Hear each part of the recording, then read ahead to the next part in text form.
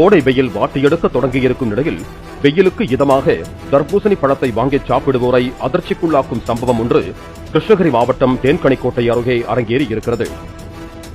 அங்குள்ள சாலையோரம் ஏராளமான தர்பூசணி கடைகள் இருந்தாலும் ஒரு குறிப்பிட்ட தர்பூசணி கடையில் பழங்கள் நல்ல இனிப்பு சுவையுடன் இருப்பதாக அதனை வாங்கி சாப்பிட்டவர்கள் தெரிவித்தனர். இதையடுத்து அந்த கடையில் உள்ள பழங்களில் ரசாயன சுவையூட்டி கலக்கப்பட்டிருக்கலாம் என்று தகவல் பரவிய நிலையில் அதிகாரிகள் அதிரடி சோதனை நடத்தினர். வெட்டப்பட்ட தர்பூசணி பழத்தில் அந்த பஞ்சை ஒத்தி எடுத்த போது அதில் சிவப்பு நிற சாயம் இல்லாமல் சாதாரணமாக இருந்தால் அது ரசாயன கலப்படமில்லாத தர்பூசணி என்று விவரித்த அதிகாரிகள் அங்குள்ள பழங்களை அதே பாணியில் சோதனை செய்தனர். பழங்களில் செலுத்தப்பட்ட ஊசியால் செக்கச்சவேல் என்று சிவந்து இருந்தன. இதையடுத்து அதில் ரசாயன ஊசி செலுத்தப்பட்டிருப்பதை அதிகாரிகள் உறுதி செய்தனர். மேலும் சில பழங்கள் பொட்டு பொட்டாக அழுகி இருந்தன.